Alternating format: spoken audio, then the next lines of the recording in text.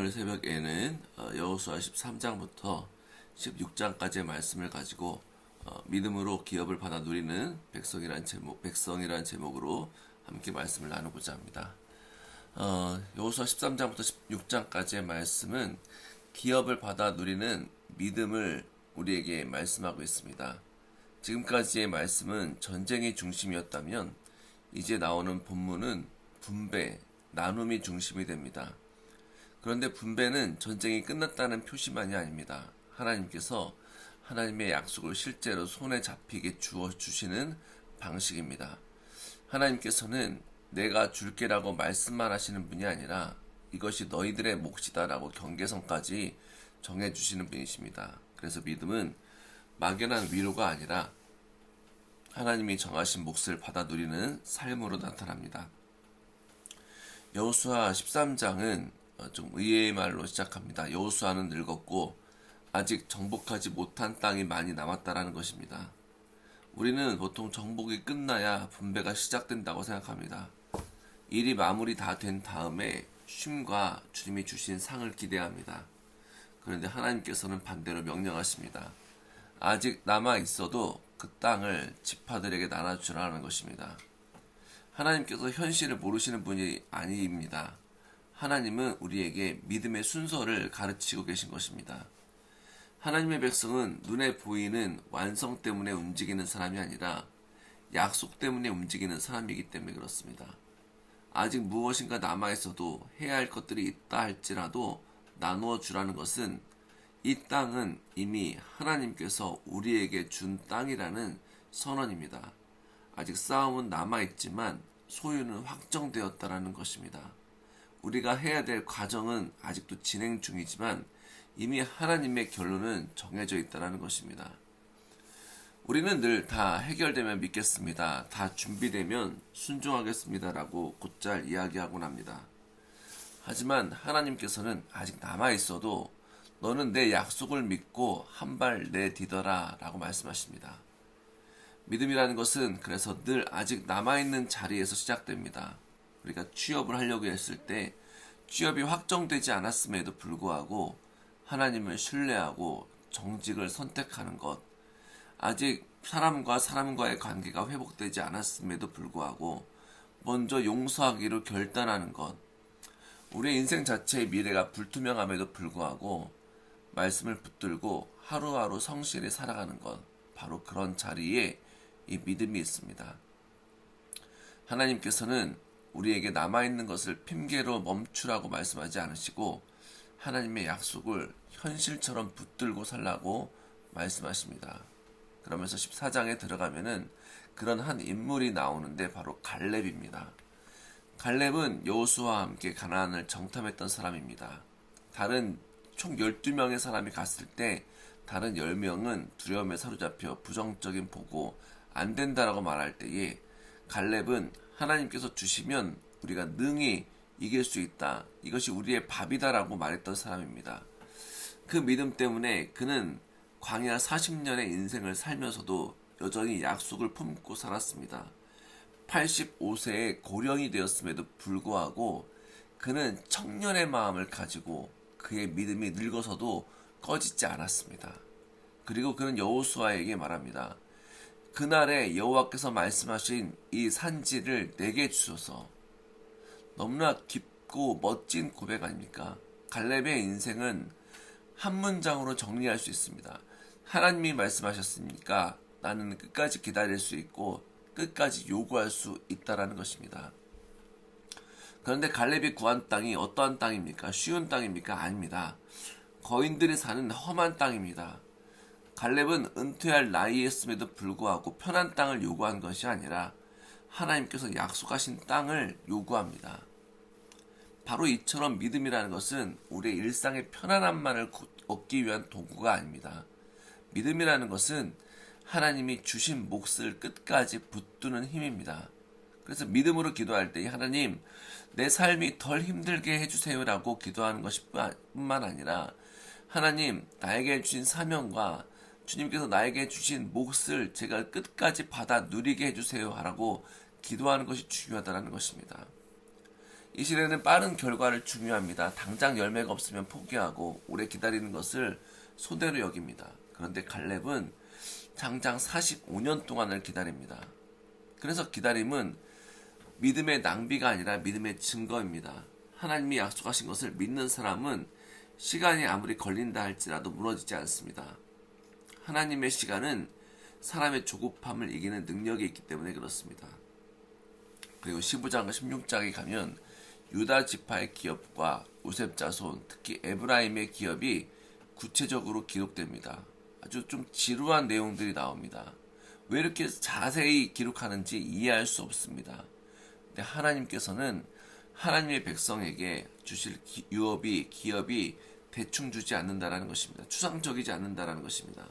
어느 골짜기, 어느 길, 어느 성읍까지 하나님은 항상 구체적으로 말씀하시고 깨닫게 하신다는 것입니다. 왜냐하면 우리는 하나님의 백성이기 때문에 그렇습니다. 그래서 우리의 삶의 자리, 거해야 될 땅, 그리고 우리가 딛고 가야 될, 발로 딛고 가야 될 살아갈 경계까지 하나님께서 말씀하시고 책임지신다라고 말씀하십니다. 그런데 이런 하나님의 말씀 가운데에 같은 기업을 받아도, 같은 유업을 받아도 어떠한 지파는 믿음으로 전진하는 지파가 있고 어떤 지파는 두려움과 계산 가운데 머뭇거릴 수 있다는 것입니다. 그래서 우리의 믿음은 주님께서 약속하신 그것들이 실제가 되기 위해서는 반드시 우리가 한 발을 내디뎌야 됩니다. 미 정복지가 남아있음에도 불구하고 분배하라는 하나님의 명령은 내가 준 것을 너희는 믿음으로 취하라는 것입니다. 예수님의 복음도 마찬가지입니다. 여호수아 13장부터 16장까지 땅의 기업을 말하지만 신약에서는 더 큰 기업으로 확장되어 있습니다. 예수 그리스도 안에서 하나님이 우리에게 주신 기업은 땅 몇 평이 아닙니다. 집 몇 채가 아닙니다. 하나님 자신이 우리의 기업이 되어 주셨습니다. 그리고 그 기업은 이제 영원한 하나님의 나라입니다. 복음도 마찬가지입니다. 예수님께서 십자가에서 다 이루었다 테텔레스타이라고 선언해 주셨습니다. 우리의 구원은 이미 이루어졌습니다. 소유권은 확정되었습니다. 그런데 여전히 우리의 삶 가운데 미정복지가 남아있습니다. 습관의 죄, 두려움, 상처, 불신, 쉽게 흔들리는 마음. 우리는 구원을 받았는데도 여전히 싸움이 있습니다. 이것이 바로 여호수아 13장의 구조와 닮아 있습니다. 아직 남아있어도 분배하라는 것입니다. 믿음으로 한 발을 내디드라는 것입니다. 싸움은 남아있어도 유업은 이미 주어졌습니다. 따라서 우리가 예수님 안에서 하나님의 자녀가 되었고 유업을 이을 자로 정해졌기 때문에 이제는 믿음으로 한 발 내딛고 전진해야 한다는 것입니다. 갈렙이 이렇게 고백했습니다. 이 산지를 내게 주소서. 바로 우리도 그렇게 고백해야 됩니다. 하나님 믿음을 약속하셨지 않습니까? 믿음 주십시오. 거룩함을 예수님을 통해서 우리에게 주시지 않았습니까? 더 거룩하게 해주십시오. 나를 더 회복시켜 주십시오. 담대함 주십시오. 이미 주님께서 주신 것들 나에게 더 충만하게 이루어 주옵소서. 예수님 약속하셨지 않습니까? 라고 고백해야 한다는 것입니다. 예수님은 우리를 의롭다 하셨고 새 사람으로 만드시겠다라고 약속하셨고 끝까지 붙드시겠다고 약속하셨습니다. 따라서 우리는 예수님의 약속을 믿고 담대히 구하면 된다는 것입니다. 오늘 말씀은 우리에게 분명하게 도전하고 있습니다. 주님께서는 내가 아직 준비되지 않았다라는 핑계로 미루지 말라는 것입니다. 아직 미정복지가 남아있어도 하나님의 약속의 말씀을 따라 계속해서 믿음의 발걸음을 내딛고 전진하라는 것입니다.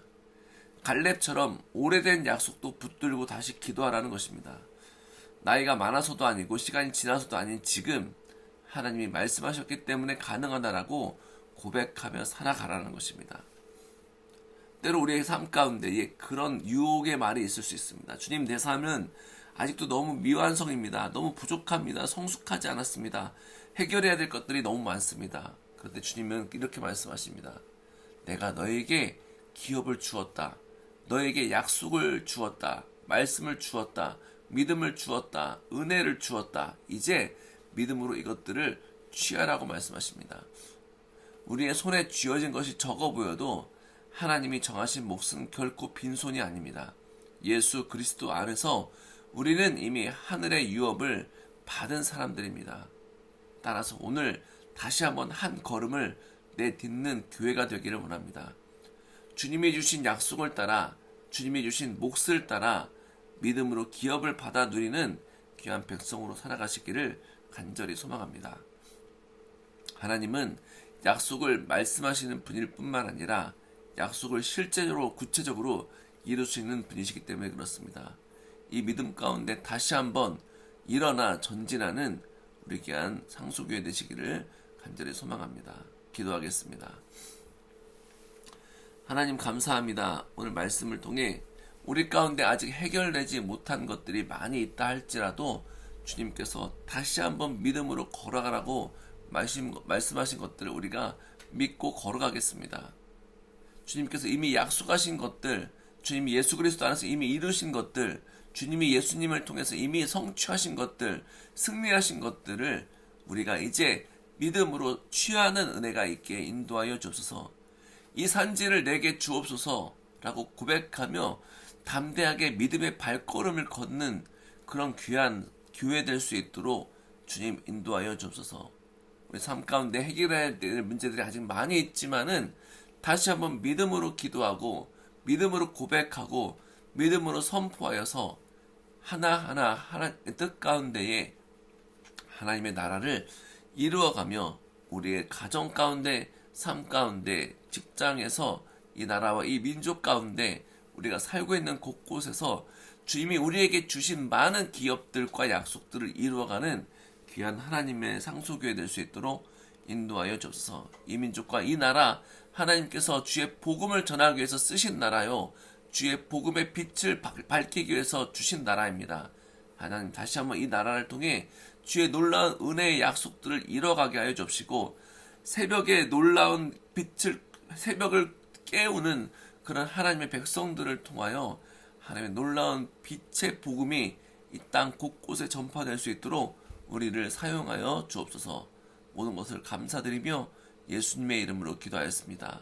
아멘.